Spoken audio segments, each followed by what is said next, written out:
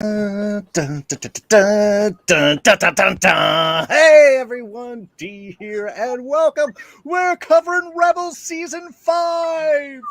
I know technically it's called Ahsoka, but let's be honest, that's pretty much what it is, and that's what we're here to dive into.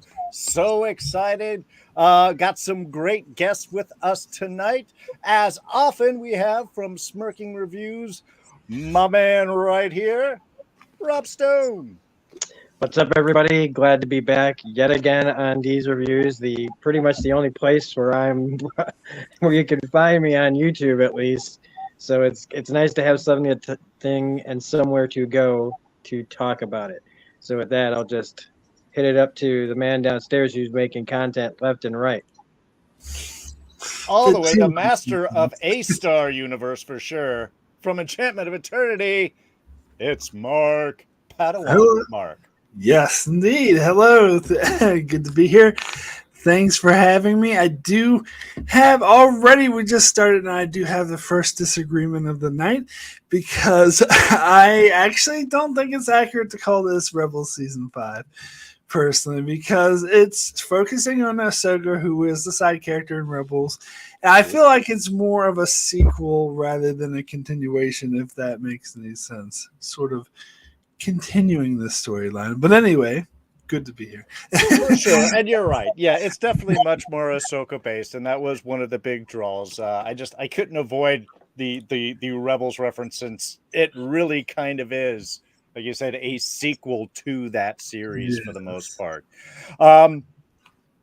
So yeah, and just want to take a little moment, of course, to let you all know the Hollywood unions are still in the middle of their strike. The AMPTP still not really doing much in the ways of offers. They actually did set up a meeting with the WGA. I believe it was the end of last week. We had Bob Iger. We had all the heads of all the companies. The heads of all the families came down to sit with the strike captains, or the negotiators rather, which we were hoping would end up heading towards another deal, another proposal. Ends up actually just being all the CEOs berating the WGA for not accepting their pathetic previous offer,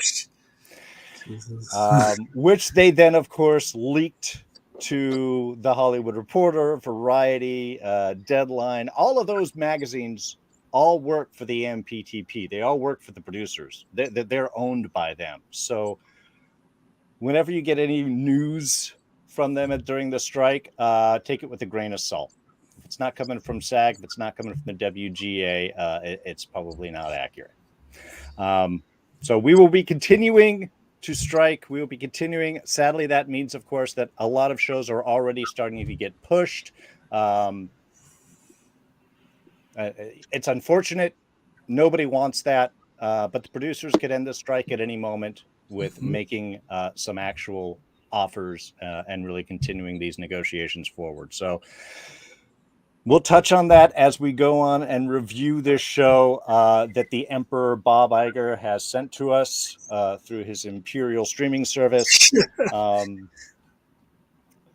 don't know. Well, let's get into things. Wait, hold on. Is that right? Did they meet with them? Because I heard they were meeting and they didn't offer any deals. They were just berating them for not taking the deals they already took. Yes, exactly. That is so angering. It is a waste of time, and it really now the positive thing is the grand majority of the American public that has been interviewed, that has been polled, fully supports the writers and fully supports the actors in this strike. They've already suffering box office, and some are down 15% or more simply due to stars not being able to do promotional work for these projects. So they are feeling the pinch. It's just, are they going to be more of serving their masters, the shareholders of their companies, or are they going to be actually building up what their companies can bring forward into the future by finding a good deal that is fair for everyone, not very expensive? Look, for less than the cost of a CEO, you can pay for everything that the WGA wants, everything that SAG has wanted. It's not a huge price. Way less. Yeah. So it's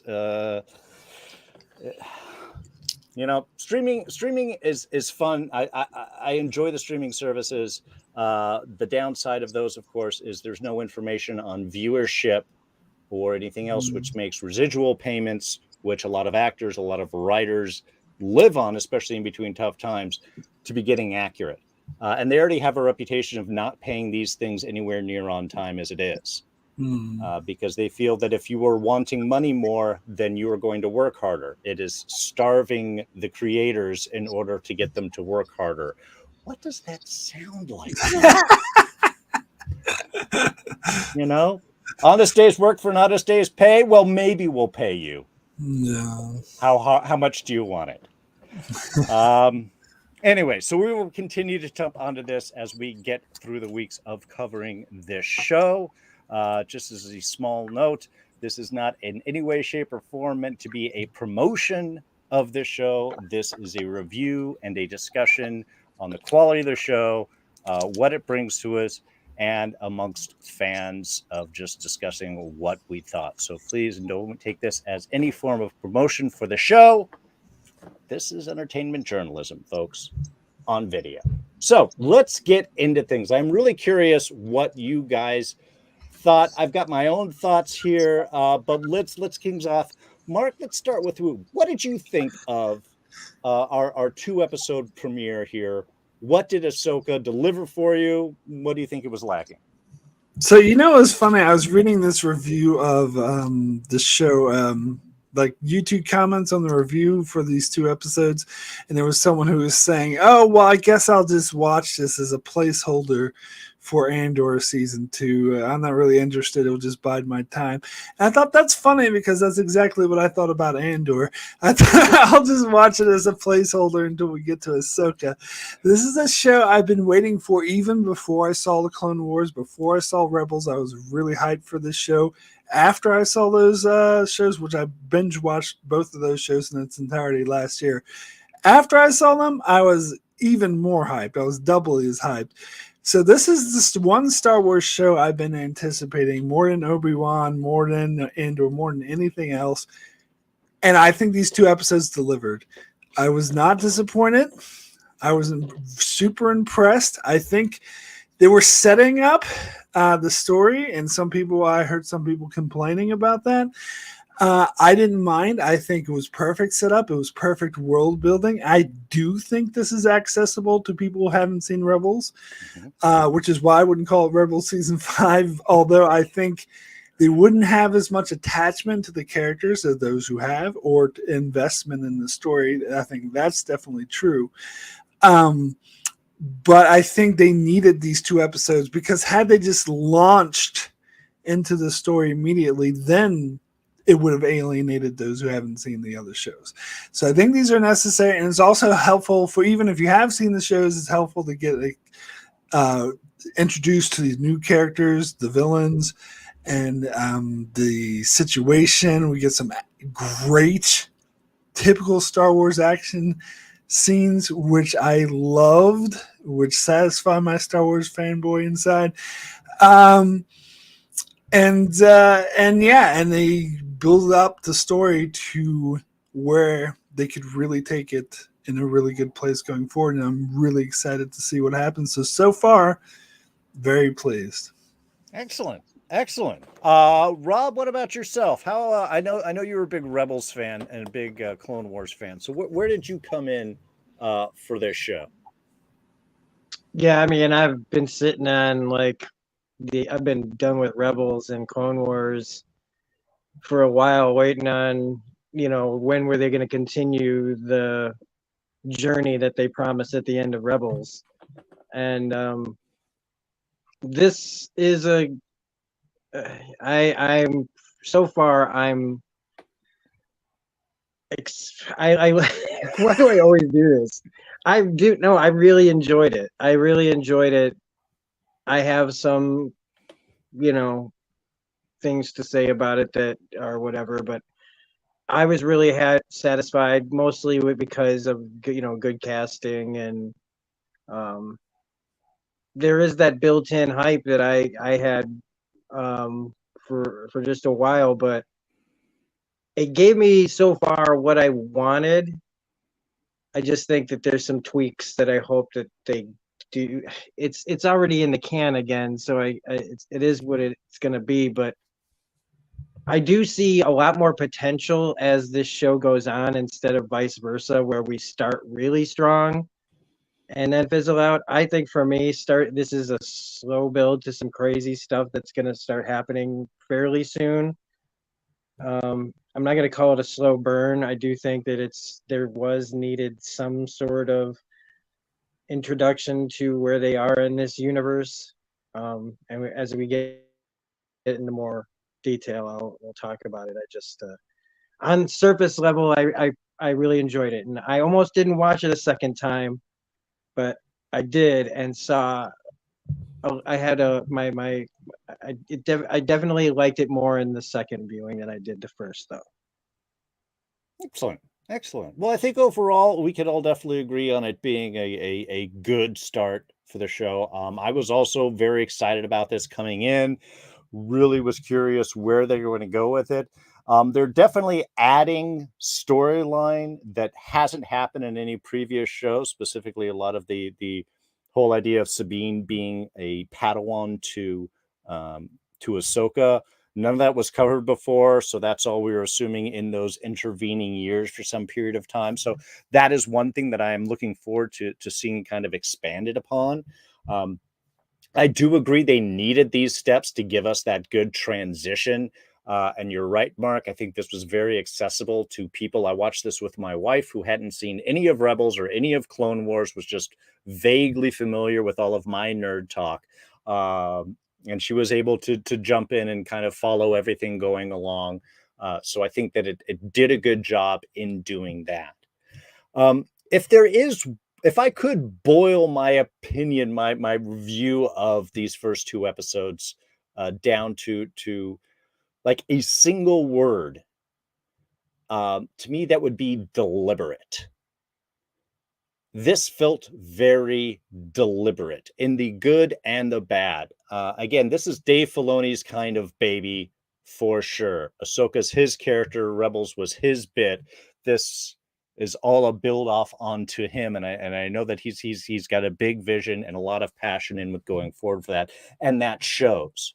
I think the visuals were, for the most part, except for a couple of small little scenes, I think the visuals were astounding. I think they really picked up Lothal beautifully from a visual standpoint. I think the look was very Star Wars. I wouldn't compare this to Andor because just the tone and everything is so very different. But this is definitely more along the lines of your kind of classic space opera Star Wars, which I thought was great.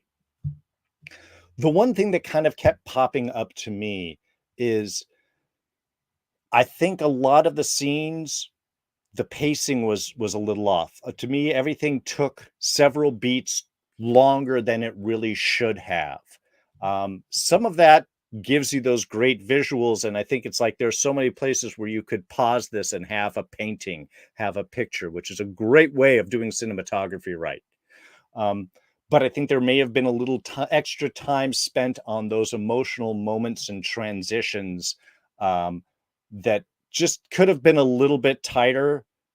There's a little bit of predictability, a little bit of cheesiness that you could probably attribute to it being a Disney brand Star Wars show, which I don't think was necessary, but I understand why they did that.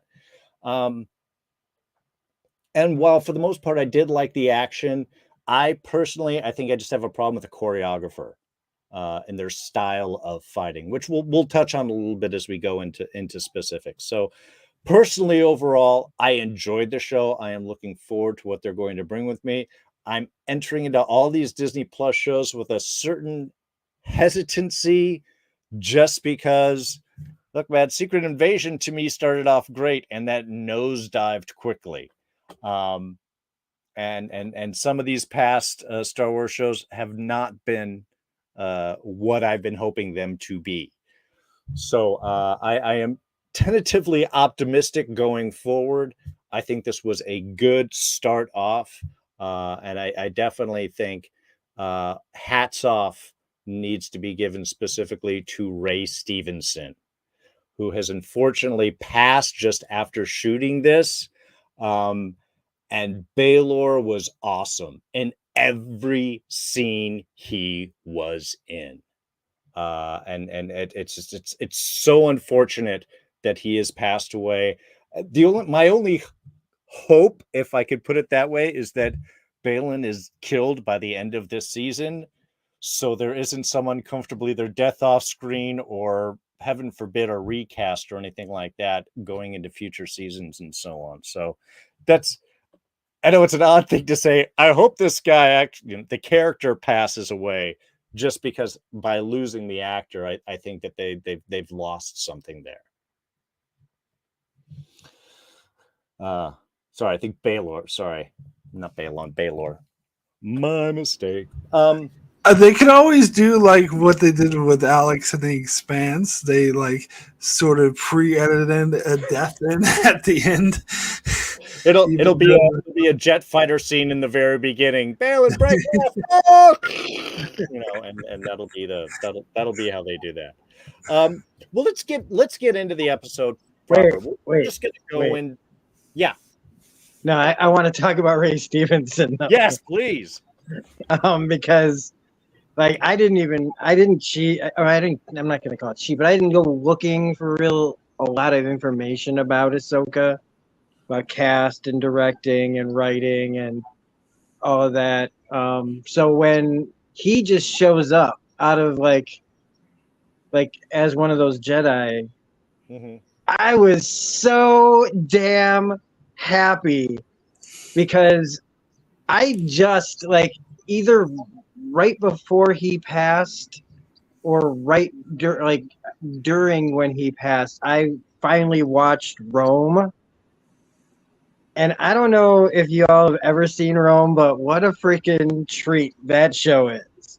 Like that 2 seasons, Game of Thrones, man, has nothing on Rome, because it's, it's Brutus and Cassius and all these guys. And one of the reasons, like a huge monumental reason why that show is so damn good, is because of Ray Stevenson's character, who has like one of the best arcs in television history. I am not kidding. I am not kidding. At least this is my humble opinion. And I was so mad at myself for not discovering this show so close to when he died, because it showed me what I should have seen way back when they cast him as the Punisher in Punisher Warzone, was that this dude had the chops to be like your Jason Statham type of guy, who ended up having to take a lot of just character work, and there's nothing wrong with that. But like getting to see like his last credit be Star Wars as a intimidating Jedi, after just watching him be this like force of nature on Rome, it's just really, really sweet. And that was the one thing I mostly wanted to talk about on this entire thing, was like, outside of like seeing Chopper again, I was like, Ray Stevenson's swan song is getting to be a dark Jedi. That is so fucking cool, guys. Yeah. And if you guys haven't, also plays Blackbeard. I was about to mention that. Black Sails, which is an awesome show. And if you're into Indian cinema, he is the villain in RRR. No. The evil governor. And yeah, his physicality, his presence is just awesome. That is a crazy film, by the way. That's like 3 hours of like just building. It's the most bro-tastic movie ever made. If you got time to invest in, I would recommend checking that out. But yeah, so episode kicks off. We get a crawl, folks. Return of a Star Wars crawl. A little different. Doesn't do the like floating into the back. Just a standard upright, but it's kind of a cool classic feel. Again, focusing on death of the Empire, rise of the New Republic, issues in doing that, and of course the quest for Grand Admiral Thrawn, which of course we have touched on both in Mandalorian, where we have some continuing characters from there, and I think maybe a little mention of this in the book of Boba Fett, but I can't recall with all the little Jedi school stuff that they went over. But I did like this opening scene. It's very reminiscent of Phantom Menace. It's almost like a reverse of Phantom Menace, which of course has the Jedis coming in to continue the trade negotiation. And here we have a prisoner transfer for the Republic with some Jedi showing up to have a little chat. Was kind of surprised there's actually still Jedi codes out there. That could be used. But I thought there was a nice opening scene. Again, very good establishment. We get our introduction into Baylor. We get introduction to his apprentice Shin, who was awesome as well. And of course, a returning character from Mandalorian Season 2, which is Morgan Elsbeth, the prisoner on board, who has had the info to the secret map we will get into shortly. But what did you guys think about our kind of opening bit and establishment of Baylor and Morgan and kind of just getting us going? Mark, let's start with you. Well, first off, I gotta say I love the aesthetics of the ship. It felt very 80s like, but in an updated way. It reminded me a lot of the ships we saw in the original trilogy, and I just really appreciated that. And I thought the aesthetics. I like how the captain was being all arrogant and he sort of, got what was coming to him. I think it was actually a really beautiful way to introduce these two villains. You got to see the different fighting styles. You saw that Baylon, is it Baylon or Baylor? But yeah, you saw that he was a bit more reserved, where Shin was a bit more aggressive. And so I thought this was actually a really, really good way to open the show. Sort of sets the tone for what happened. I guess I got a minor sort of complaint because it is a tad bit cliche. The old prisoner transfer, the not working out and it ends up with the prisoner escaping. It feels very comic booky, where a villain can't actually die. They just get escape from prison every time and they get put back in and they escape again.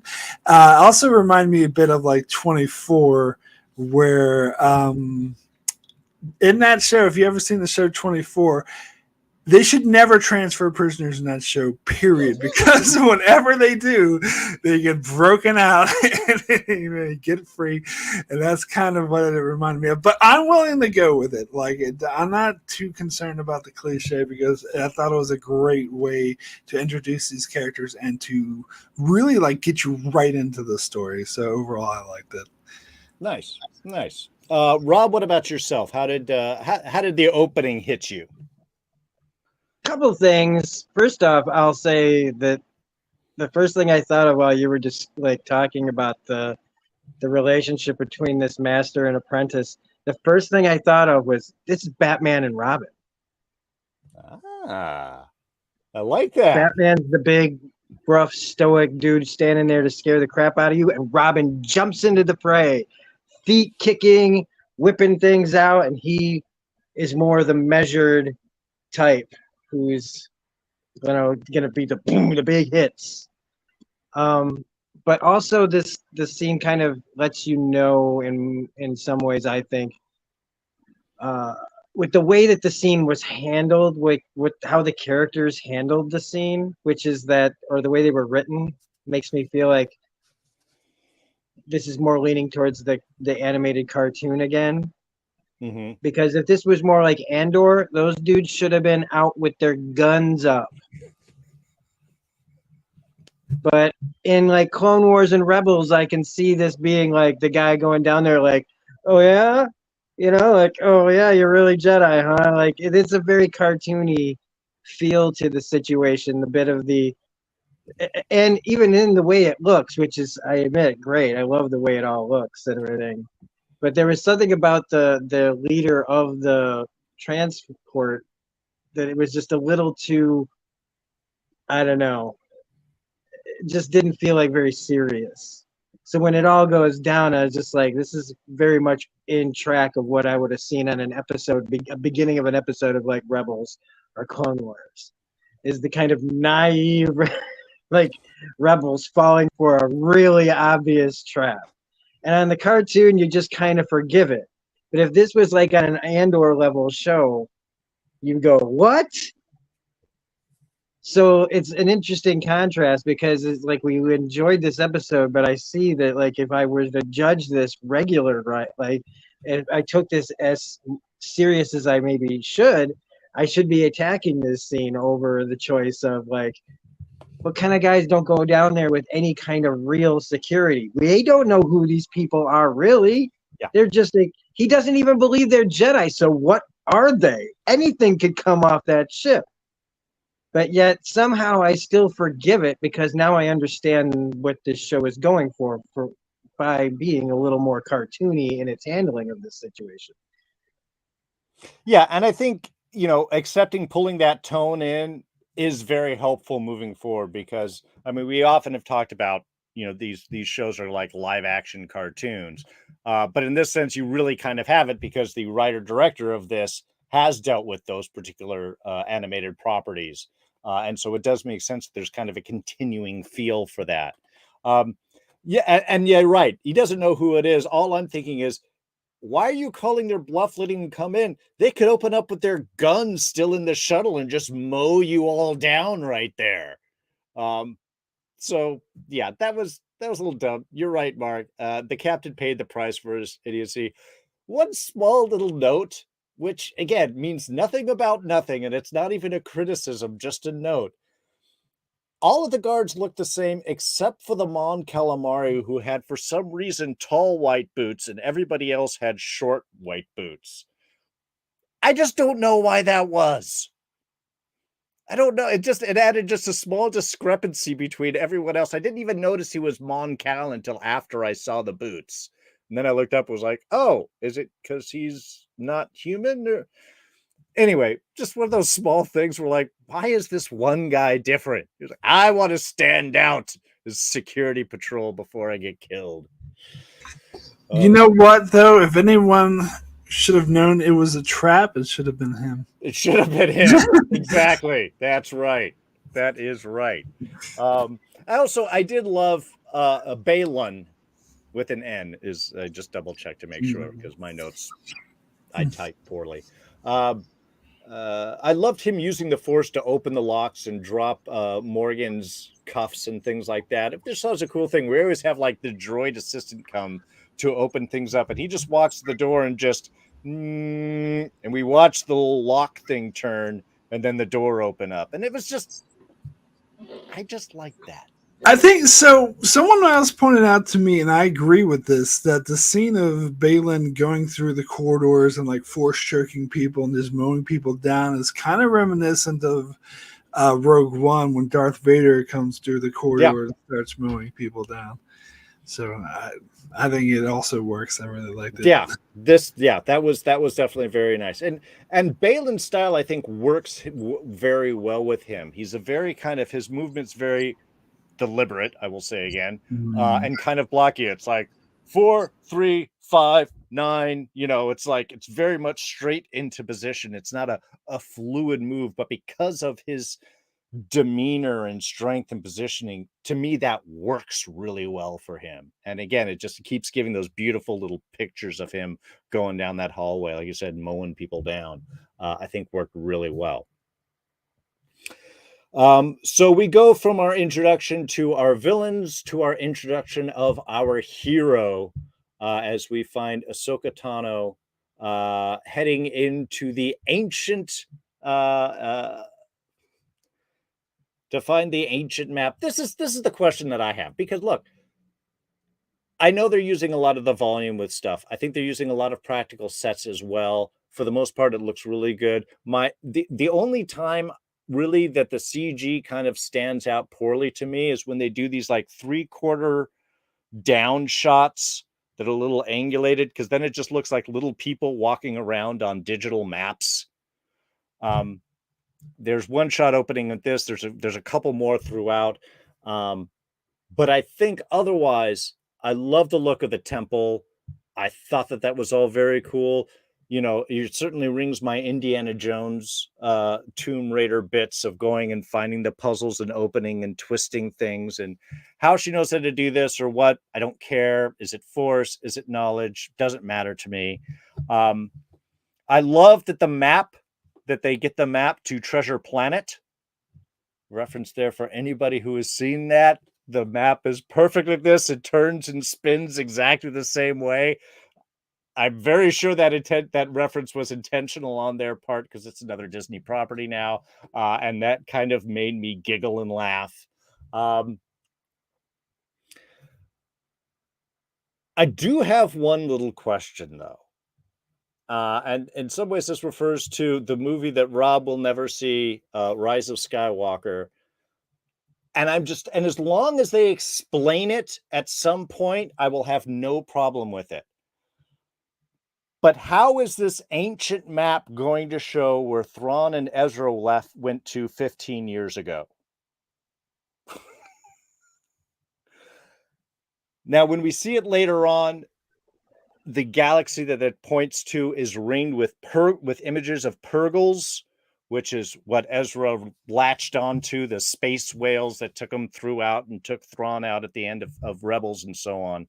And if they're able to connect that that's where the Purgles go, and thus that's the most likely place where they went, that will be fine. But they did this in Rise of Skywalker with the carved knife, where if you stand on the right part of the planet, you can see where in the ruins of the Death Star was made. And I'm like, that was like 30 years ago. Who made this knife and hid it and did this whole ancient secret BS in order to locate this one thing? Why does an ancient map show where people recently went? That's, again, it's my only real criticism of this. And as long as they explain it and make some connection, I will be totally fine with it. But outside of that, I'm like, it looks cool and it sounds great, but it makes no sense. Rob, let's start with you. What did you think of our introduction to Ahsoka proper here, and the map bit, and we can go into the robots showing up to take the map from her afterwards. I think you really nailed it. I mean, no, seriously. I mean, you really nailed it. I mean, I could talk about one thing from the beginning of what you were saying, how like some of this stuff looks and everything, and I've heard other people complaining about the CGI and some of the sets and things already on this show. And to be fair, honestly, I shouldn't even say like I've been watching a bunch of things. I watched one thing. And they were talking about it, and I was like, and this is how I know I was liking the show, is that even though I could see some of these things they're talking about, I was enjoying myself, just like when I talk about the Flash and everything. But the one thing that I thought about when I think about those complaints about this show in particular is because the Clone Wars and the Bad Batch and Rebels, if you were watching those shows every week because of how great the animation was, then you really have a high tolerance for bad animation. Because as good as like a lot of the backgrounds looked in these shows, in these animated shows, a lot of the character stuff really was just bad, really flat, just unimaginative. Just felt like cheap a lot of times, and to the point sometimes in Rebels, I was having a hard time watching Rebels because of how bad I found the animation to be at one point. It was just so distracting. It was like reading. I always say I can read any comic book as long as the art isn't so bad it's distracting from the story. And there were times when the show was really kind of just so rough looking that I kept shaking my head going, I can't take some of this seriously. So when you complain about the CGI and the other things, it's like we stayed for those shows because of the quality of the story. And I'm staying with this for the quality of the story as well, because it's outshining any of the negatives I feel, including whether or not sets look perfect and CGI is perfect and every other thing is perfect, because I am enjoying myself, even if I also agree about the pacing.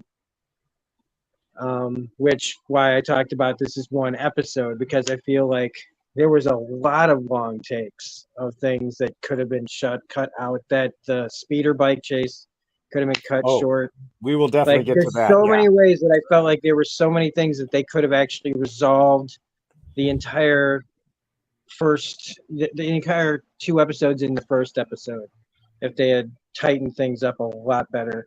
But sorry, I don't want to start just going off.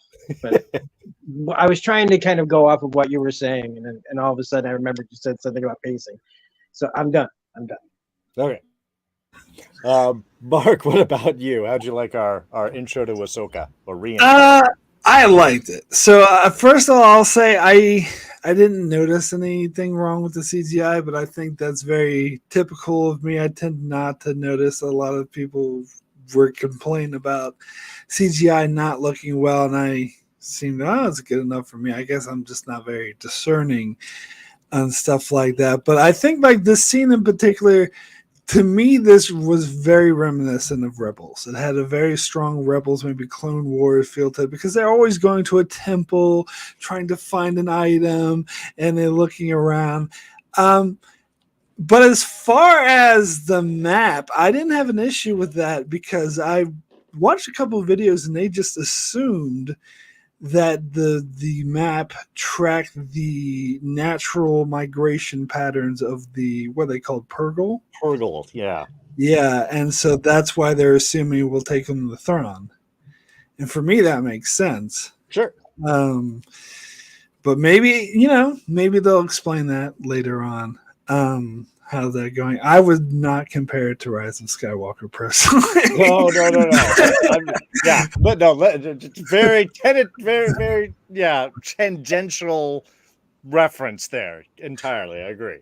And also, I'll point out, so I guess I'll be the oddball out here, because I actually didn't have any problem with the pacing. And to be fair, I've heard other people complain about it as well, the pacing per scene. I personally didn't have an issue. I'd almost say I loved the pacing of these first 2 episodes, but that is just me. And the fight scene, I really loved this fight scene. I heard some people complain it was goofy when she started like cutting holes underneath and like the droids were falling down, that it was very cartoonish. I didn't mind that. I do kind of think of this as kind of I don't know if I'd say live action cartoon. It is a bit. That's also how I thought of The Mandalorian, to be fair, is kind of a live action cartoon. And I think I would describe it more as very Star Warsy, which was never sort of too serious. Yeah, I'm just thinking of Jar Jar Binks for some reason. That's a bad example. Yeah, but yeah, so yeah, I actually thought this was a really good introduction scene. I enjoyed it. Nice. Yeah, and as I said, my criticisms about the CGI very minimal. I think for the most part, everything looked really good. And Rob, you're totally right. If you're enjoying it, the small little bits don't matter. If you aren't enjoying it, then those things are going to stand out. And look, man, I've been rewatching a lot of old Star Trek episodes now, so imperfect CGI or effects really aren't an issue to me if I'm enjoying the show. So, yeah, I did like the introduction of our little battle robots that work for Baylon and company. Again, the only minimal critique that I would say in here is that, wow, those self-destruct modes take a long time to go off. And I guess you can't run, because I thought that one of them would at least like run after her, like, I'm going to hug and explode you. Which I think would have been hilarious. You know what that reminded me a lot of Predator. The Sure. ending of Predator, yeah. Yeah, I get that. Yeah, and if we had a countdown on that and he'd be laughing in the background, that would definitely do it. But it was also like, yeah, I hope they got everything out of that temple because that ain't gonna be there anymore. So yeah, and then You we know, get I'd like to see some of these villains with real real characters instead of just always with robot henchmen. Whatever happened to the guys with henchmen? I want to see some like colorful characters. Like I think it's probably just that I've been paying attention to too much D&D stuff that I demand there be a party of villains, roaming the landscape. But give us a little bit more like than just some no-faced robots all the time, man. Let's have some character, at least, just Hey, I agree, but like the droid troopers in Clone Wars, like the stormtroopers, which were effectively robots in the old Star Wars. If we see people, then we feel bad. If they're robots, you can tear them all apart and chop them to bits, and nobody's going to care. I do get what you're saying, but I think at least they do look kind of cool. They're not goofy like the droids from the prequels. I agree. The Yes. battle droids, God. Yeah, there's no Roger going on. Right? I completely agree with that. So we get to go from here to Lothal and meet up with Sabine, which is, look, Sabine's my favorite Rebels character. So I have been very excited with her showing up. This does, and look, Clancy Brown back as the governor. Look, Clancy Brown all day, every day, no problem with that. The cheese in the opening bit, I could have done with a little less, because let's be honest, you're going to know if she's there or not right behind you. Has she shown up or not shown up? And in this scene, everyone looked surprised, was like, she was right there, which is okay if she doesn't later on use the excuse of, oh, was that today? Were you right there or were you not right there? And did no one see you walk away and so on? And I know it gives the, I don't care, this isn't my thing, rebel kind of feel back for Sabine. I mean, I understand, and it's very childish, very Disney to do this type of joke. I was like, I don't know. To me, that's just the low-hanging fruit bit. The same wing, kind of like with the chase with the E-wings against her speeder bike. Again, cool. Did it go a little long when after the E-wing parked and she's like, she's not going to stop. It's like you could have halved that and really kept the tension going and it would have worked. Otherwise, it was like, she going to turn around? She going to stop? She going to have a sandwich? What's going on? How long does it take for her to catch up to this E-wing right here? And then, of course, just letting her go after that, like, well, you got past the one. Good on you, Sabine. We'll take off and head back. Again, I understand why they did it. It's just kind of a little bit of the cheesy low-hanging fruit. Did kind of like the Rock song in a Star Wars universe. You don't really hear that much. So that was kind of cool. And then, of course, we get to go back to the old communications tower. We get an awesome looking Loth cat who is so freaking adorable. I got to get one head up on the shelves back here. That's all I got to say. But yeah, Mark, let's check in on you on your our Sabine intro. Yeah, this might have been my least favorite scene of the two episodes. I think they overdid. I know that Sabine had always been sort of rebellious or whatever, but I think this is a bit over. They overdid it. Like her not wanting to show up to this big ceremony. Okay, I get that. And as you said, it was cartoonish when the guy called her name and didn't come out and he had to get this other goofy guy to come up and try to delay. That was all a bit cartoonish, but her not showing up there, I get, but then her like being chased on a motorbike where she absolutely, or not motorbike, speed or whatever, and absolutely refusing, and to the point of like dodging under the E-wing or whatever, that was too much. I think this whole thing was a bit too much, but absolutely loved the Loth Cat, especially with the sound effects, the design. But they made him too cute. Like they made him like a cute pet that you want to have, whereas the Loth Cats in Rebels come off as more like menacing little pests that you're scared of. That you're like, what the fuck is this annoying thing? But that's cool. I mean, I thought it was damn cute though, so that works for me. So this is the one part I will agree with you for pacing. I think this whole thing could have just been halved. They could have just had Clancy Brown. Again, love seeing Clancy Brown. Totally agree. Glad they kept the actor. He does kind of look like his character from the cartoon.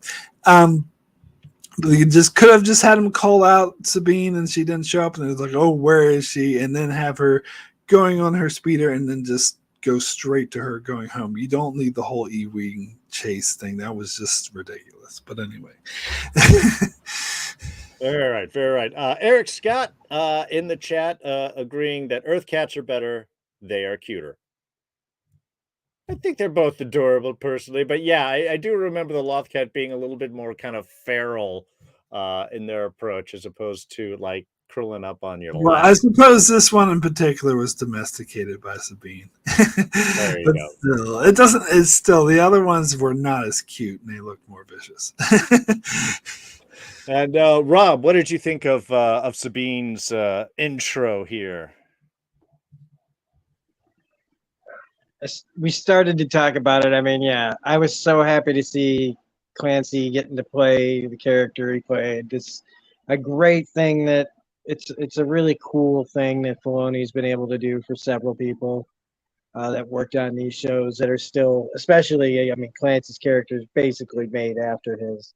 And it did go on too long, just like the Sabine scene went on too long. And honestly, that Sabine scene, that was full on manga.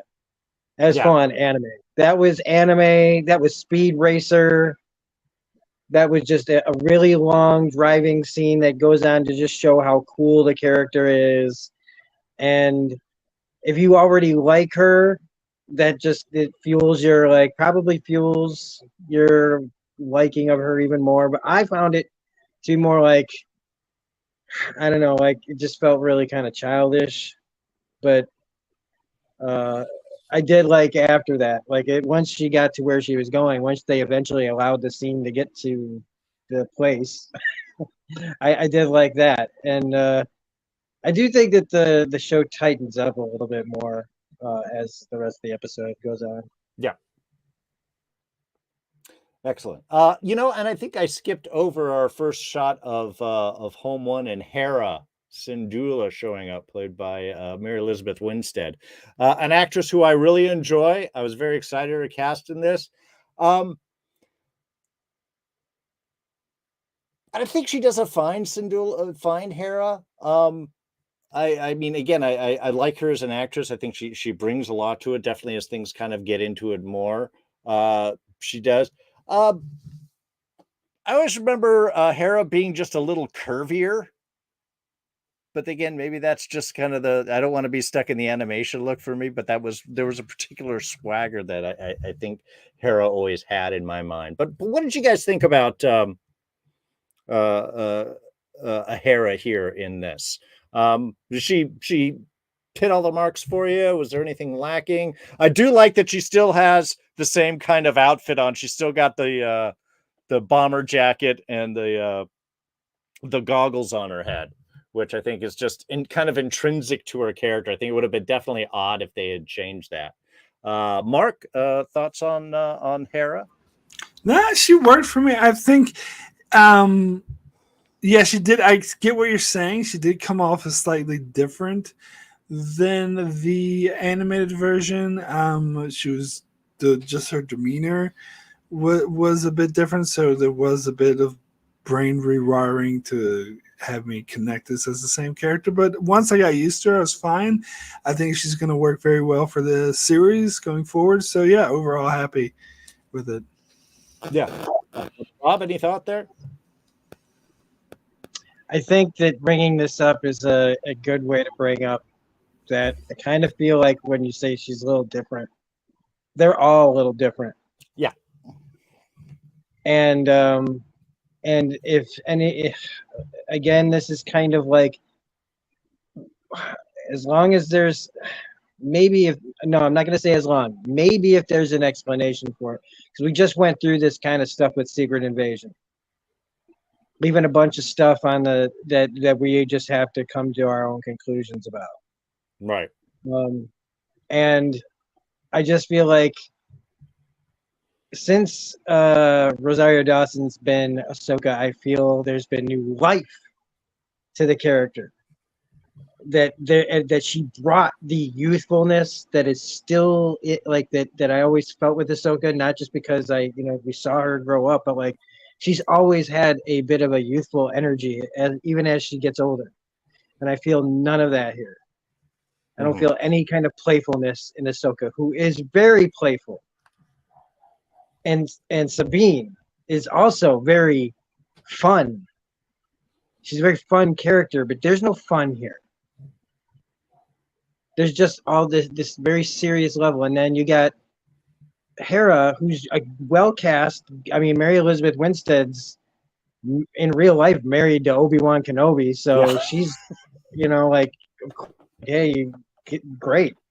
Now but I don't blame the actors. I blame what's there on the page for the tone. And being Filoni, maybe he's going like unspokenly deeper with these characters and not really telling us yet why, or maybe assuming like certain things again.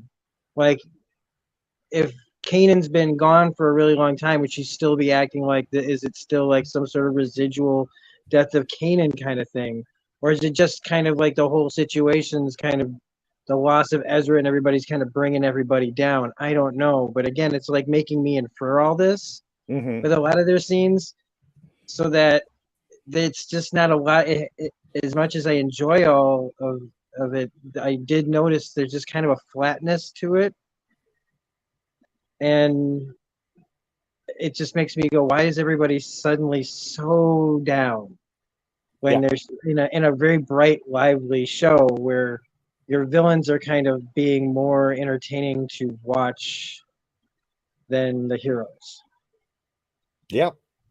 No, I would agree with that. And we can we'll jump back to Morgan in just a minute, but I do want to kind of just move right into the whole kind of Sabine Ahsoka kind of first meetup and scene, because I think that hits a lot of these particular points. One, I like Rosario Dawson. I'm a fan. I was excited for her to be in the show. I've had some ups and downs with her interpretations of the character for what we have seen before. Mainly the fact is, look, I just really would have liked to have seen Ashley Eckstein in the role. I would have liked to have heard the voice. She's about the right age to have played that. That's a personal thing with me. I'm not going to judge Rosario on this, but I think one thing that is in this, and I think you kind of hit the point nicely there, Rob. She's very subdued. I think to me in all of these scenes, she's very deliberate. I'm going to use that word again. She's very subdued. There's not a whole lot of energy to it. In some ways, it's kind of boring in the role to me. And I'm not making a large overall judgment in this. I'm only talking about the scenes and stuff that I've said. But like this particular scene where we have Ahsoka and Sabine talking about, and we get the map introduction. She's asking, can we look into this? And we get those whole little back and forth. To me, this scene is very demonstrative of the things that, to me, could be tweaked a little bit better. Because to me, the pacing in this scene, everything stretches out a little bit too long, looks back and forth, edits, pauses, is just a little bit long. It's just not as tight as a presentation. Now, the fact that we have uncomfortable reuniting characters and so on, that may play into it. But it's also kind of silly in the fact of like, look, my wife and I at the same time, when she turned to go in the other room, was like, she's going to steal the map. It's like, we know she's going to steal the map, and then you leave her in the room for just long enough for you to come back and see that she has stolen the map. That's real low-hanging fruit type kind of things. Between the pacing on this, the kind of there's not a lot of depth to what Ahsoka is bringing or going at, and I think part of it is, you're right, Rob. We're used to seeing a much more of a playful, energized, engaged, and now this is definitely years and years down the road. People have changed, adjustment and stuff like that. That's all fine. But to me, this particular scene was just one of those. It's like little low-hanging fruit with the gag of, you stay right here and study, we'll be right back. And then, of course, she's gone by the time she does. I did appreciate, I know it just kept coming to my mind, Ahsoka's Starbucks cup. It's like, I got here, now I got to take off my robe and have my coffee. Just sit here and talk. And I did appreciate, I had to catch it on the second time, after Sabine left and the whole map thing went down, that cup is still sitting on the floor right where she had left it. So it just sort of dropped right down. It's a small little bit, but it's something I really appreciated seeing. But what did Rob? Let's start with you. What did you think about this kind of meetup? How did this work for you? Which meetup? The whole scene inside of Ahsoka's ship, where where Sabine and Ahsoka meet back up outside, and then the stealing of the map and all that. Well, I mean, the first thing I thought was, when did she become force sensitive? Yeah. And then I was like, oh, never. Oh, okay. Yeah. As we learn later on, yeah. So this is what we're doing, is another failed Padawan master situation. Like, honestly, that's all I really have for this, is just kind of like, in what you said, like too long of lingering shots of just regret and things not said, and I will chalk some of this up to seeing it a million times because we're old. Sure. So, just that sometimes, like, as much as you enjoy something, sometimes a certain kind of cliche just is like, whatever, fine, they're doing this, I guess. Yeah. Mark, any thoughts on that? Well, I will say I probably have a different perspective on Rosario Dawson as Ahsoka, because I didn't, grow up with the character of Ahsoka. Sure. I just watched these shows for the first time last year.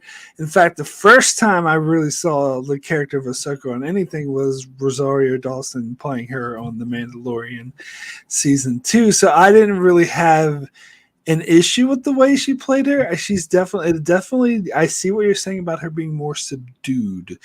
I think that's definitely the case, but I'm more willing to sort of chalk that up to age, just sort of her sort of growing older and becoming sort of different. And I don't think she's too far off to how she was played in Rebels, which again, when she was older. Right. So I'm kind of fine with that. In fact, I'd heard the complaint about the pacing issues, the dialogue speaking, before I watched this episode. So this scene in particular, I was looking out for it, and I didn't have an issue with it. I actually thought, no, the pacing actually works for me here. So again, maybe it's a different style that's maybe different than what Rebels did, but I actually didn't have an issue with that. The whole her stealing the map thing, I thought about this. This is something I actually thought about when I saw it, that it actually makes sense to me. I get what you're saying as it being a bit cliche, because of course she's going to take off with the map. But it made sense in universe to me that Ahsoka would trust her not to do that. That she would say, don't do that, please stay here. And that she would have this respect or attitude that of course she's not going to just flake off with it. And so that's what pisses her off even more when she actually does, when she betrays her trust like that, which I think actually works for the story. Now, the whole thing about her once being the Padawan, that threw me off. I was like, am I misremembering something from Rebel? I don't remember this happening. And then finally found out that this is an invention of the show that they're saying happened in between years. And that's, I wouldn't say I hate it, but it kind of distanced me a bit from their relationship, that it's dependent on in between show information. It does make you feel a bit disconnected from the characters. So I'm not sure I really like that decision just because of that. But for the most part, I'm willing to go with it and see where they take it. Wasn't she cool enough as she was? Like, I throwing in my very, I'm going to pretend that I know so much about D&D now, but I don't. But like, this is like why is she got to be multi-class? You know what I'm saying? Like, can't she just, like, she was always really cool already. And it's just like, Yeah, I mean, I completely agree, and I think that's right. There is a lot of the tension in here is specifically resulting to scenes, moments, evolutions, character connections, which we have no knowledge of, whether you are familiar with the old shows or not. So I agree, Mark, that is a little kind of like, I understand why they want to do it, but they put so much on top of it. It does make me think, like, did I miss something? That's what I was thinking the whole scene. I was like, did I miss something? But I will say I'm willing to go with the idea of Sabine being Ahsoka's Padawan, because they play it up more in the second episode about the conversation she has with the droid about there being a Padawan who's not necessarily force sensitive, and that's maybe required in this time where there's hardly any Jedi left. And plus, she was trained with the Darksaber. They had a whole sequence in season 3 about it, so it does make a bit of sense for that. But I just wish they didn't sort of, ambush you with this in between show stuff that did feel disconnected.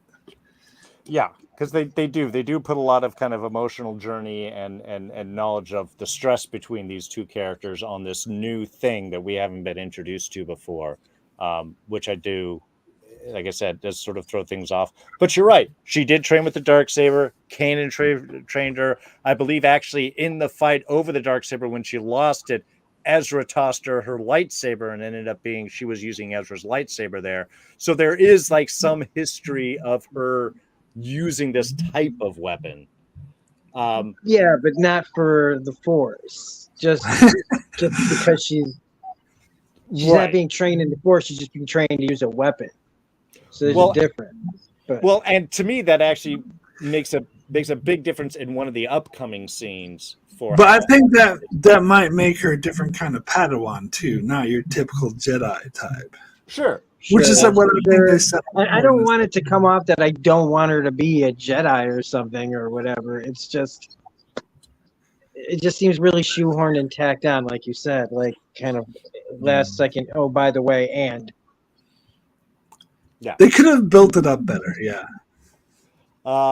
So of course, she steals it, head back, does the whole, scan and research in with the map, which was cool. They do a nice little sub shot of Shin, Baylon's apprentice, getting the probe droid coming up after watching Sabine ride off, which again, very reminiscent of Darth Maul in Phantom Menace when the probe droid comes up with him.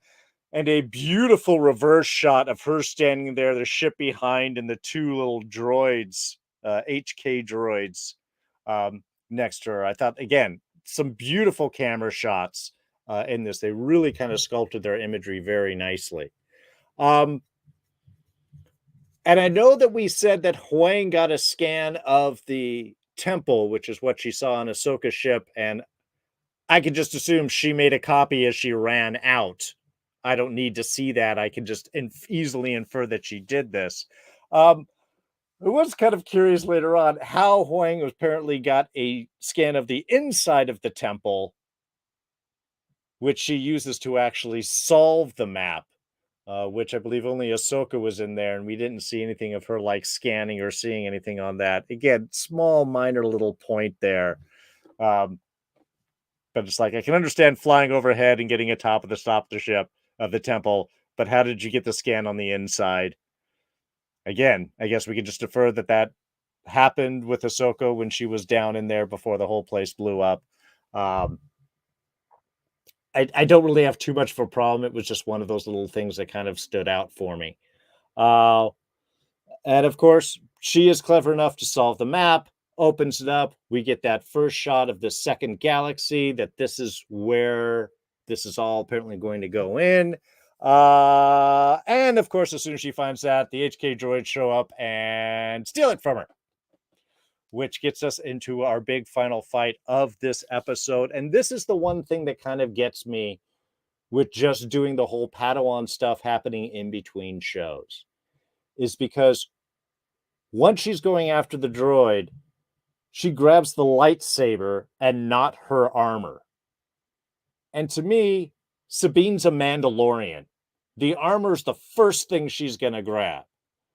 Now, we see later on in the next episode that she pulls it out of the bag, that it's in pieces. So I guess she couldn't have just thrown it on, and it's a bit more of a complex armor thing to put on. It's also lightsaber proof, which would have been helpful for. But that was the one thing. Now somebody has said, I did read one review which discussed that this is a sign of her uncertainty of who she is at this point in her life. Is she Mandalorian? Is she a Padawan? Is she something else? And that's why she grabbed the lightsaber, because it was the quickest weapon standing by her, so on for her. And it's just demonstrating how she's in the middle of things, which I kind of get. All I can say is when I first saw it, I'm like, why are you grabbing the lightsaber and not your armor? In my mind, that was the thought that came out. Obviously, it's so we can have the cool little lightsaber battle at the end, which was fun. But that was the only kind of character thing that kind of stood out in this little bit of a transition for me. But Mark, what did you think on our discovery of the temple and our big lightsaber battle with Shin? Well, as far as her grabbing the lightsaber, I think is what you said earlier. I just assumed she didn't have time to put on her armor. It was just quicker because she was in a hurry to try to catch the droid before. So that was just my first assumption, is she grabbed whatever was available.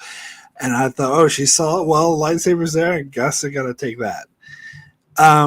Because she was in a rush to catch the droid. But I do like the fight and how she is bested by Shin, because that makes sense. It does show that she's not fully trained and she's not the best at a lightsaber, even with her training with the darksaber with Kanan and whatnot, that she still would be no match for Shin, who's apparently very skilled. And so I actually like the scene. I like how it played out. The only issue I have, and I guess this feeds into episode 2, because it's sort of episode 2 was all about trying to get the map back. So I kind of don't like it story wise when they're having to make up for main character's blunder. And it was obviously Sabine's blunder of being disobedient and stealing the map for no goddamn reason, where she should have just stayed on the Ahsoka's ship. And because she didn't do that, that leads to this whole sequence, a whole episode about them trying to get the map back. So I guess I just find that a slightly bit annoying. I suppose you could argue it's within Sabine's character to do this, but it still annoys me when people's blunders is what causes the conflict of the story to happen. But yeah, I mean, are we going to talk about how Sabine was stabbed? Oh yeah. Oh yeah. Because maybe we could have done without that. I mean, I don't have a huge issue. I'm not going to be upset like, oh, she should be dead, but she kind of should. And it's like, did we really need to do that? Couldn't you have just had her, defeated in a different way? But yeah, so yeah, overall, I did like the scene overall, though. It was exciting, and I did like the fact that they didn't have her win the day. They showed that she was clearly outmatched. Yeah. No, between Obi-Wan Kenobi and this, they have definitely showed that being stabbed with the lightsaber is not fatal. Suck it, Qui-Gon!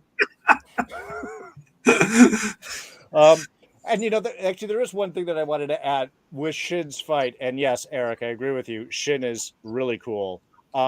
I love her use of her cloak in her fighting style. She uses the saber and then will swipe with the cloak to distract and come in.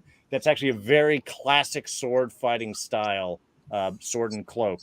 Done a lot with rapier work. But I really enjoyed that use to it and added a really nice visual and a good little change of different styles to that.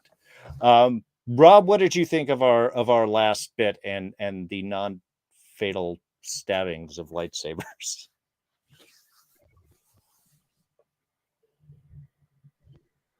I think for sake of brevity, everybody said something along the lines of what I would already have said.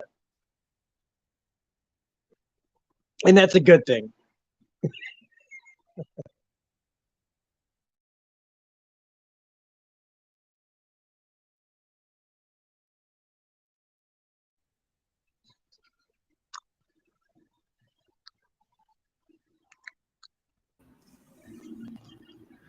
Did I lose sound? I can hear you, but I can't hear him. Yeah, I can't hear Darren. Yeah.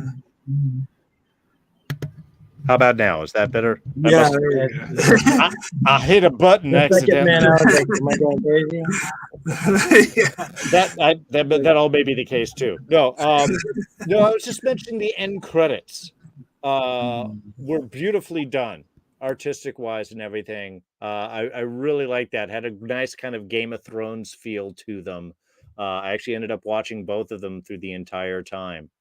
I just thought those were really well done. And usually they just go to black and it's just regular credit stuff rolling. So I appreciate the artistry they added in on that.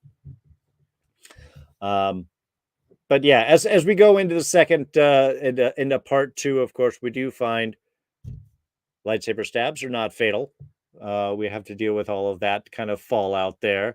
But we also get our first shot of, I guess, where the next big action is going to go, the planet Cetos, where we have Baylon and Shin coming up with the now opened map and finding, I guess they would call it the reflex point, which ends up when Morgan comes down, showing the big map and travel to this distant galaxy, which is where we're going to end up going. Again, another beautiful scene. I love the layout of this. I love the design of this kind of ancient temple. And when Morgan does come down and open up the map and we get the whole kind of like galaxy CG projected hologram bit of the distant galaxy, which Peridia, I think, is what Baylon refers to it as. Definitely super cool. The one thing that we do see when that map opens up is we do see Purgles around the galaxy. We've got the galaxy here, and in the things circling around, we do see the little images of the Purgles. So yes, Mark, this could exactly be the type of thing that we are referring to. Again, and I'm fine with it. I just want them to explain that at a point so that we can like all kind of be on the same page right there. I know I jumped into a couple of scenes into all this, but I figured since this is the only real shot that we have of this land, that's all really cool. Any thoughts on the reflect point or the galaxy or any of those types of things? Mark.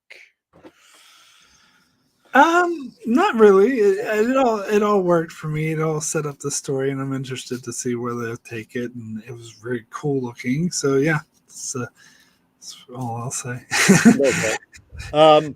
Yeah, and I have to say that's while I love Baylon and Shin, I was never a big fan of Morgan Elsbeth when we first saw her in Mandalorian. Um, I don't dislike her, but I find her very flat.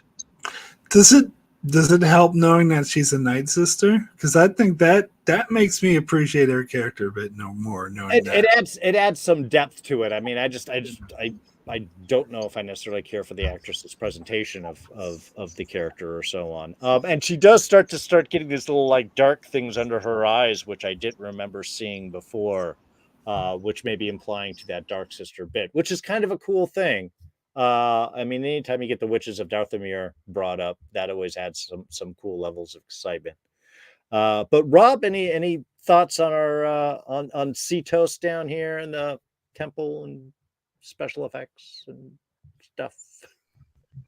No, not really. I think I'm along the lines of Mark. I mean, no, I mean, it's an effective scene, and I mean, they've obviously decided to make, this character like the Ahsoka, like nemesis, I guess. Like we fought in that episode over Mandalorian steel, and here we are now, and it does add something, like it was already said, that being a witch is just kind of an added nice bonus to Clone Wars fans more than Rebels fans.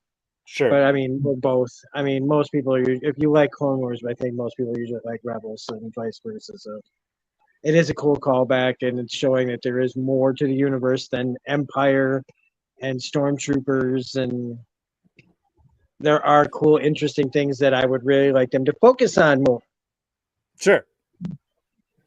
Well, though the kind of gray area between the Empire and the New Republic is very front and center as we travel to Corellia, which to me is always great to see. And I did love this little bit. I loved, and this is something that they've touched on with Mandalorian as well, is that kind of just because governments change hasn't really changed people. Even the fact that we have the manager talking about like, oh yeah, we have ex-Imperials here. The place couldn't continue without them. Though he does play off very nicely that, as long as they get paid, they don't care about politics. It's not entirely true, as we see later on. But I do like them kind of delving into more of this gray area between the Republic and the Empire. How in some ways you still have people that are loyal to the Empire in all levels of government. I think that's what he says. You will still find ex-Imperials at every level of Republic government.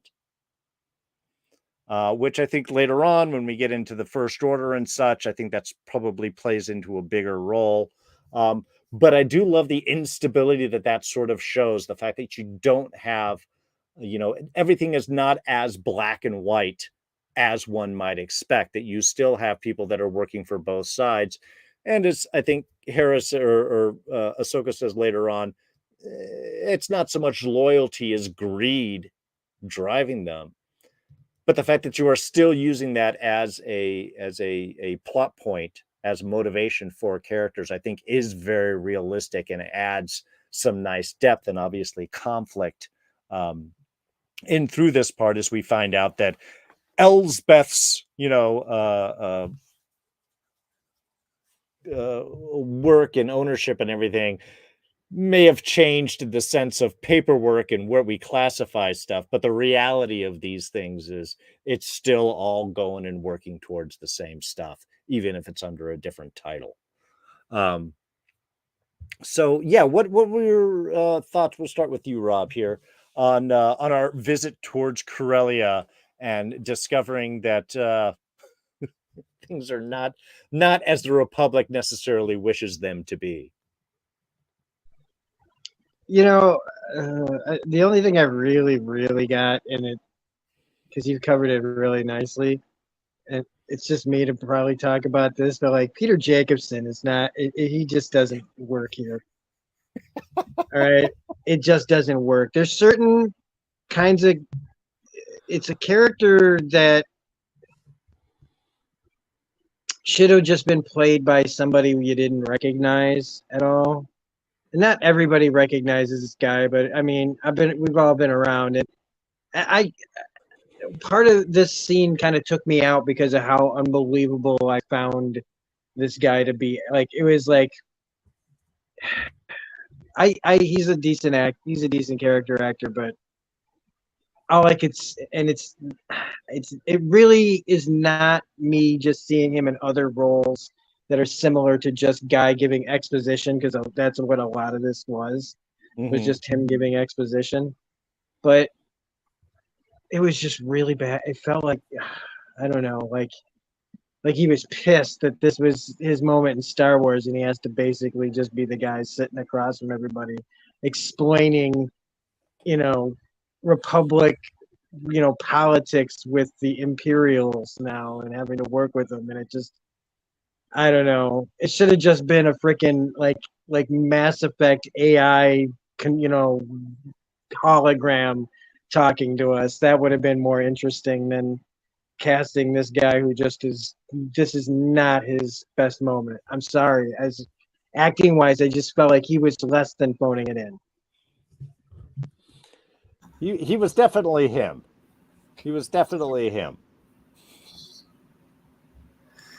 It was Dr. Taub from House MD. I used to watch House MD all the time. As soon as I saw him, I was like, "Hey, it's Dr. Taub!" And so the whole time I was like, "Where's Dr. House, Mr. Dr. Taub? Where are you going to bring in Dr. House?" So that's the only. I didn't notice his acting was good. His acting was bad. That's all I noticed. It was Dr. Taub the whole time. I actually thought he did. I actually thought he did the greedy, I care about money character pretty well, actually. So that thing worked for me. I'm liking, this is what I liked about Mandalorian season 3, which I think I liked more than most people did. And I'm getting the same vibe in this season as well, is the world building of what the New Republic is like and how it is pretty non-functional, and a lot of people are sort of in denial, and how kind of the darker elements that are trying to rebuild the Empire can take advantage of that. And I've heard, I haven't read any of the canon novels, but I've heard a lot about it, how it sort of indicates that as well. And so I'm also really excited about getting more into that in this season. Although if they go to another galaxy, we probably won't get much more of that. But I am enjoying that sort of world building of how dysfunctional the New Republic is. And I think this plays into that nicely. So yeah, I did appreciate that. Yeah, and I love the whole little breakdown, how Ahsoka's like constantly looking over her shoulder like something is not right. And then even as the hyperdrive for the Super Star Destroyer, where's that going? And that starts to sort of fall apart. She's looking in front of the guy's like, for the Empire! And just cuts him down, and we get the slice. I mean, yeah. I loved that scene. I loved how she asked the guy about what's on that ship. He is like, "Oh, that's classified." She's like, "Really? Well, unclassified." and how you could tell that he was like trying to hide it. And I think you catch the subtle looks between the people operating. You can tell that they're really realizing something's up. And I love how they go for the Empire, and Ahsoka just mows them down easily. Like, I actually really like this. I thought it was really cool. Yeah, no, I like this. And I guess, I mean, this is part of the thing of getting older. It's like, no, I want to hear more about the politics of changeover from the Empire to the Republic. I'm old, folks. But I mean, I do. You're right. I really appreciate that kind of world building there. And as we're showing stuff up, because you're starting to see all the fractures underneath, how perhaps this New Republic can't sustain itself, or at least this particular stage, because of whatever reasons and refocus and so on. And again, even in Mandalorian, they talk about like Empire, Republic. I can't really pay attention to what those are, I do appreciate that bit. And then, of course, we get our two big kind of final fight scenes. One, we've got Ahsoka versus one of the HK droids, and Marek, who I'm very curious who's going to end up being, since he has one of those Inquisitor lightsabers. And then, of course, we get Chopper. Chopper being a war criminal, willing to just drop a ship onto the town below if that's going to stop him. Man, I miss Chopper. Very in character for Chopper. So much so. No, that was perfect. Chopper definitely translates 100% easily straight over this to live action here. I like the mannerisms. Everything about was all perfect. So yeah. Now personally, I really enjoyed the lightsaber fight. As I said, I do have issues with some of the choreography. To me, there's a certain blockiness to it, which I would just like to see different styles. There's also, look, the end of the sword gets blocked by the base of the sword. They don't always meet in the middle. It's just not how fighting works, folks.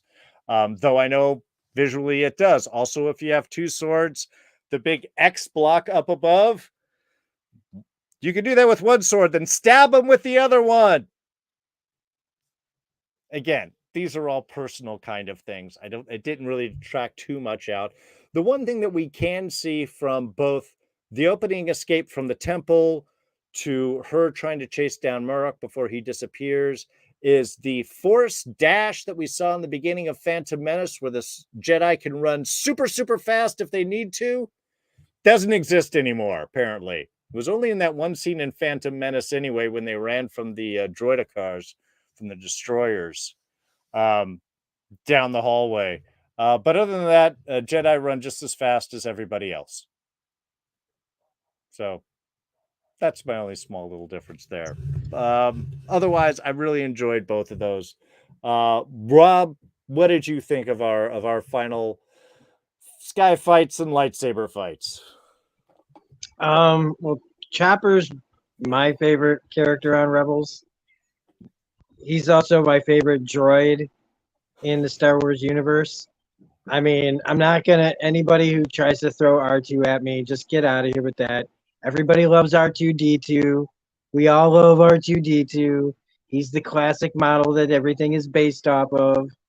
But I think that like Chopper is what I would have wanted R2 to be way back in the very first Star Wars. If I could change places, I honestly would get rid of classic R2 for Chopper. I would, because it's look, this is stuff for kids, and I'm being a little kid right now, and Chopper is just the robot I always wanted.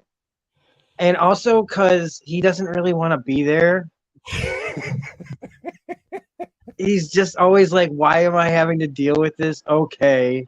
He loves everybody and he goes along, but you know he'd rather just be sitting, minding his own business, just grumbling to himself. And I can relate to that, where he'd just rather be sitting by himself doing his own thing instead of getting dragged along to, parts unknown, places unknown. So this was really cool. This was the part that really picked things up, and it was nice to see Hera flying, and there was some nice tension in all of this, and this is the end of this is what really gave me like a lot more hope going into future episodes of like where we can really go. We're in another, like, what we got, 8 more episodes, so 6 more, yeah. So 6 8 more altogether. episodes, I mean, which is better than 4. Like, yes. I was, you know what I mean, like, so and just seeing the Rebels crew almost all together. We didn't bring up Ezra at all, so and that's fine. But like, outside of just of needing Zeb back, like, I like where this is all headed because of how this ended. Nice. Yeah, you're right. Chopper is not as ride and die as R2 is, but that does make him a little bit more realistic in him, a little more character. Mark, what did you think? I don't know if There's something I noticed with Chopper that I don't know if they did with the Rebels that I didn't notice before, but I could actually like hear the words that he was saying from the inflections when he would be like found it, and it was obviously saying found it, and or like and I'm like no you didn't and stuff like that. Like sometimes I catch that with the R2, but I caught it like almost with every sound of Chopper. Yeah, I think Chopper's a lot more emotive. I think it's much easier to understand what he's saying versus the just beeps of yeah. And do you know, is Dave Filoni still voicing him? Yeah, I would assume so. Yeah. Yeah. So no, I love Chopper as well. I think and I love just his surliness or whatever. Is so great. Well, didn't oh God, now I'm getting off topic. Wasn't Chopper team up with this other like smug Imperial droid and they found Chopper base or whatever? Like, yeah, that does sound familiar. Yeah, God, I love that pair. But anyway, yeah, so it was great seeing him again. I love the way he was used. I love the back and forth between him and Hera. It did feel like Rebels again. And again, if you hadn't seen Rebels, you're not going to connect that much with it. But you're not going to misunderstand anything. It still all makes sense. You just lose that sort of touch. But I'm definitely not as well versed in fight choreography as you, Darren. So I didn't notice any sort of issues with the fight scene. I actually really liked it. I thought it was exciting. I thought this whole scene was exciting. I did want to bring up Merrick. That's his name, right? The Inquisitor. Yeah. Because I heard a theory. I don't know if you heard this theory, but I really don't like the sound of this theory, and I'm thinking it could be true, and I really don't want it to be. That Merrick is actually Ezra, sort of brainwashed by the Night Sisters. I would heavily dislike that. Yeah. Yes. I really hope that's not the case. That's not what they do. It also, to me, doesn't make any sense because he was with Thrawn, and why would he be back and Thrawn isn't? Yeah. And so on. So, yeah. And if you want to go off of like how nobody ever dies, or whatever, or there's still these weird missing pieces where certain people are, or maybe we'll just entirely rewrite things. Like maybe it's Darth Maul, or maybe it's Mephisto. I don't know. Or it's Anakin. Maybe it's Kanan. Oh God, damn. What happened is he actually got blown away by the explosion and was burned really bad. And we found him, and we messed up his brain, and now he's one of the Inquisitor, Night Sister infected, people. Like, that's where my brain goes when it's like, if people can keep getting shish kebabbed by lightsabers, what the hell does it matter? So, anything could happen. I mean, look, it's not likely. I'm just saying, if it sounds dumb, they've considered it. I mean, to be fair, like the Sabine Wren or whatever being, poked through the hole, with the lightsaber.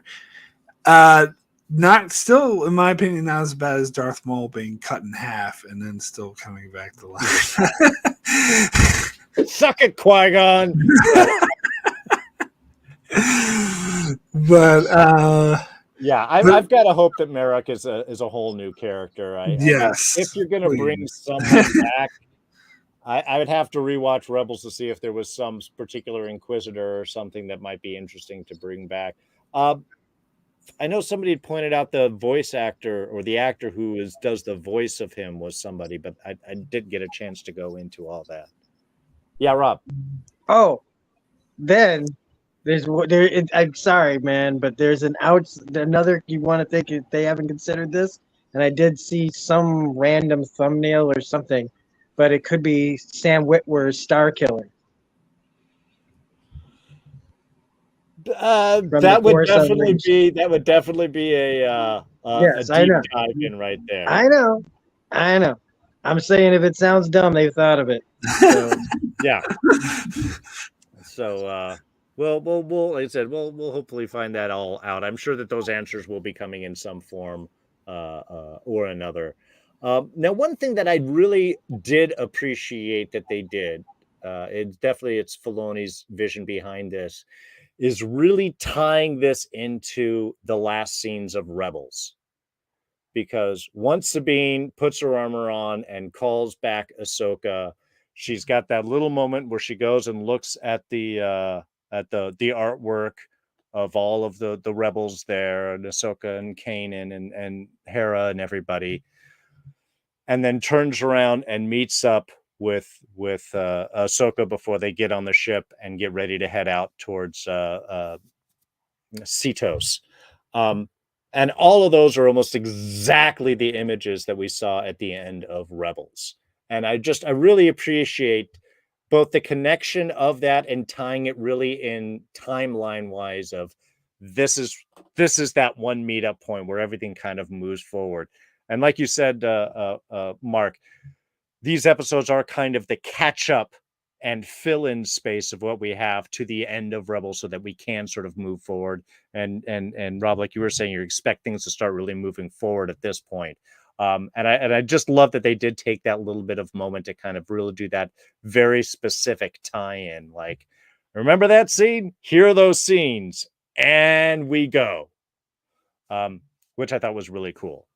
And then we get our kind of last little scene of what is they called the Eye of Sion, which is like a hyperspace ring, which they used to have for all of the smaller like Jedi ships that didn't have a hyperdrive in them. So they'd get in the ring and that would go. Except this hyperdrive is gigantic, using drives from super star destroyers to go to another galaxy. That's just freaking cool looking. And I know Star Wars does a lot with doing the big stuff, whether it be Super Star Destroyers or Death Stars or any of these giant things. And I think this is right in line while still doing something very new and very cool. So I was really excited about that. Also, they seem to have new holo projectors on board, which looked really cool and not the same fuzziness that we've been seeing for Star Wars for the rest. But this almost looks a little bit more liquidy and things kind of moving around, and the fidelity's a little sharper, which I thought that was really cool. And again, we get a final shot of Baylon just talking about it'll be a shame to kill Ahsoka. There's not that many Jedi left. Not being wistful, it's just the truth. Which again, I think is very cool. I so much want to know more about this character. So yeah, you guys have any final thoughts on those little bits, or what you might be expecting, what you're hoping to see in the coming episodes? So with the scene that ties into Rebels, I saw a couple things online that showed them side by side. One difference is in Rebels she put the Mandalorian helmet on, and she didn't do that in this scene. But I love how the mural, they kept it animated. They didn't try to update it to be the live action versions. They just made it look exactly the same. I appreciated that. I think that was a really smart move. And also, if you listen to her narration in the finale of Rebels, she says, well, now it's time for me to find Ezra. And which is basically what's happening here, even though it's not spoken in this episode. That's why she's going. And so I think that fits really nicely as well. And yeah, I mean, I've only had to wait a year. I didn't have to wait how many years Rebels went off the air. Even just waiting that 1 year, I've been wanting to follow up on this cliffhanger so badly. So I'm just really excited that they're finally going to get it. And yeah, I'm just wondering if this whole show is going to move to the other galaxy, if they're going to hop a ride on that weird ship thing now. I think that would be really interesting. I think they could do some really new stuff with it. Oh, one other thing I wanted to bring up that he didn't bring up that I thought was really interesting is that what's her name? Morgan Elsbeth. Yeah, when she mentioned Ahsoka, Baylon was kind of like, oh, I'm gonna be kind of ashamed. We shouldn't kill her because there's so few Jedi left. That was interesting. Yeah. So he's not just a mustache twirly villain. Like, he has some depth to him. Like, we know that he was raised as a Jedi, as a youngling, but obviously went in a different direction. It's not, and I think I've heard it said, and I could figure this out just by watching this episode, but I think I heard it said that they're not Sith either. So it would be interesting to find. That's a really interesting connection, that he's hesitant to kill her, and I think that makes it really interesting to how things will shape out later in the show. So I think it's a great way to get me excited for the next couple episodes. Nice. Rob, any thoughts there? My thoughts are this, and it's kind of not really about that. It never is really, is it? Sure. I just wanted to bring up like how cool I think it is that, and happy that Marc found the Clone Wars and Rebels, and really is found a lot of, like, I remember when we talked about Ahsoka on The Mandalorian season 2, and I remember you saying like that you didn't know nothing about all this, and seeing like you go through the journey of watching these shows, because there is good Star Wars out there, and I think that the Dave Filoni stuff that's been out for years now has even made the prequels look a little bit better when you get all the context that you get from the Filoni universe, from someone who should have been, these people should have been given the reins a long time ago. And for everybody to just always complain that there's no good Star Wars, the prequel sucks, the series, like the sequel series sucks, and everything else, they always forget that there is good Star Wars. There's always been good Star Wars. And this so far, is proven that there is still hope. And even The Mandalorian showed in some ways that there is good pockets within all this that can come out. And the way that they're handling this so far, I think and why I also can agree that it's not just Rebels season 5 is it's just taking the characters from that universe and telling like a combination of finishing that story, but telling future stories at the same time, building off of the past and into the future. And when you can tell that the people care, even if I don't agree with everything they're doing, when you can tell people give a crap about the source material and the characters that they're writing for and everything, it gives you more hope going into more episodes, even if there are some complaints. And it's like, this doesn't have a Maria Hill getting shot at the end of it that just causes me to just go screw this show from the beginning. I'm gonna have my eyes on you for the rest of the show. This doesn't have that kind of thing in it. It may not have given me a perfect thing, but what is, and I'm way more positive going into episode 3 than I was going into episode 3 of Secret Invasion. Sure. Yeah, I will say, the one thing I've heard people complain about a lot with Mandalorian season 3 and now with this show is, we have too much homework to do. It's too dependent on all these cartoons, and you expect us to watch all this, which I kind of like that. I kind of like that there, but because I totally agree with Rob that the Dave Filoni's Star Wars universe is actually really good, and I'm way more interested in this Ahsoka show than I was in the sequel trilogy. Honestly, this is what I'd rather see. And I do think that potentially they are going to, just like they made the prequels better, they might in some small way make the sequel trilogy better. Although they mentioned the possibility, Morgan, what's-her-face, said something about us communicating with Thrawn through space and time, in which she said time is, maybe they can create another timeline where the sequel trilogy didn't happen. But I don't think they'd do that. But God, that would be wonderful. But They're already doing Rey movies, and look, Yeah. Disney's making Well, money off of it. that That place that Ezra pulled Ahsoka out into at the end of the Rebels world between could- worlds. is- Someone said that, yeah. could cause some crazy stuff to happen. You never know. But here's the thing, Darren, about the Rey movie. That could be the Star Wars version of the Kelvin verse. That could be their own separate universe, and then we can have the Dave Filoni universe. That's entirely possible. Eric Scott in the chat was actually asking about if they're going to feature the worlds between worlds, and they might, especially like you said, because Morgan, who is now a Night Sister descendant, is talking about, and they give the whole thing like she's hearing stuff, and there is some connections. And is this really Thrawn? Is this someone else? Is this someone Thrawn is using?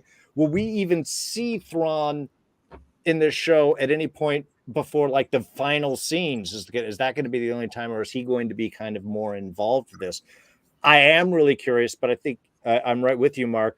This going to a new galaxy really opens the doors for showing all sorts of new stuff and new perspectives, new art styles, new characters, new races. I mean, there's all sorts of stuff that could really open up. And I'm really curious how much of that they're going to explore. I'm honestly, like I said, I am tentatively optimistic. I'm definitely more excited going into episode 3 than I was for Secret Invasion, for sure.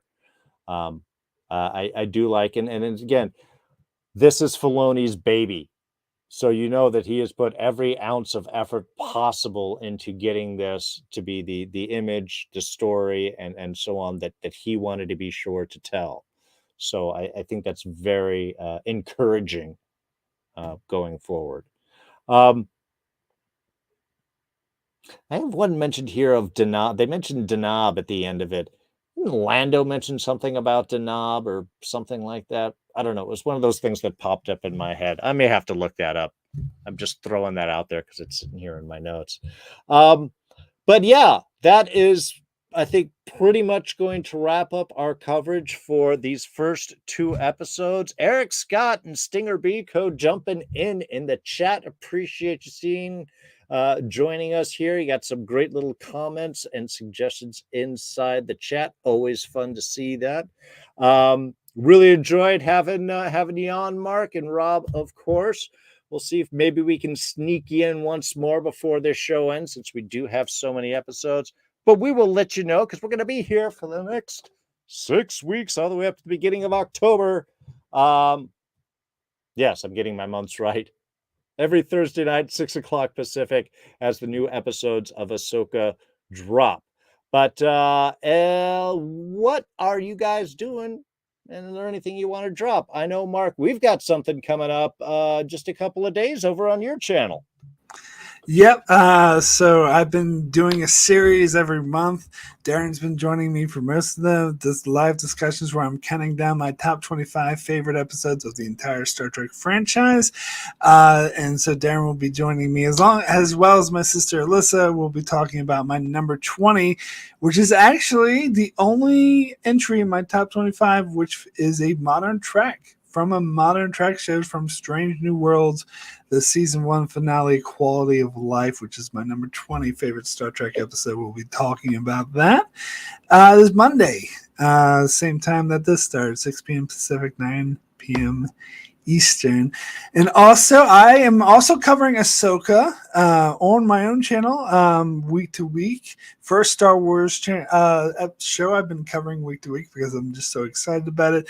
I just uploaded my review for episodes 1 and 2 on my channel, so you can check that out. And I'll be covering that every week as well. And also covering Lower Decks, which is going to be starting in a couple of weeks. Very excited for that show. Darren, you still need to watch it. Yeah, it's on my list. It's been a long road.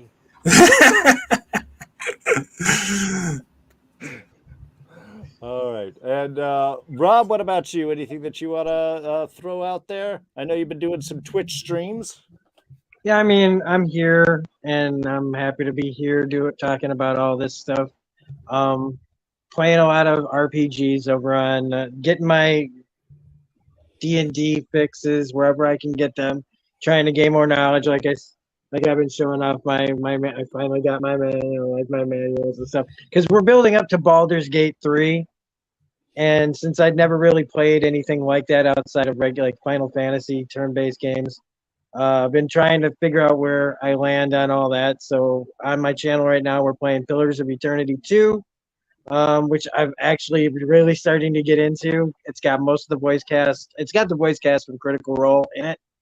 And I'm also playing Final Fantasy 16 when it's not threatening to burn my PlayStation 5 down to the ground, but just from playing it.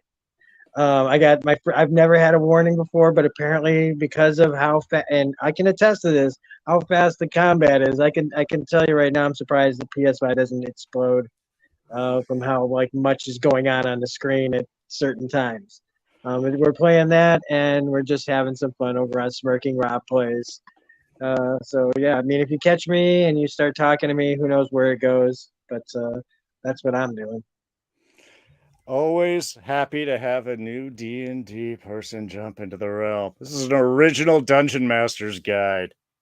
They don't do this version anymore, but I gotta have it in the collection. So yeah, that's awesome. So we'll be here next Thursday, 6 o'clock Pacific, talking a little bit more about Ahsoka, diving into part 3. What's it gonna be? Can't wait to see. We hope that you all will join us then. Anyway, thank you so much, and I'll have a wonderful rest of your week. Bye-bye.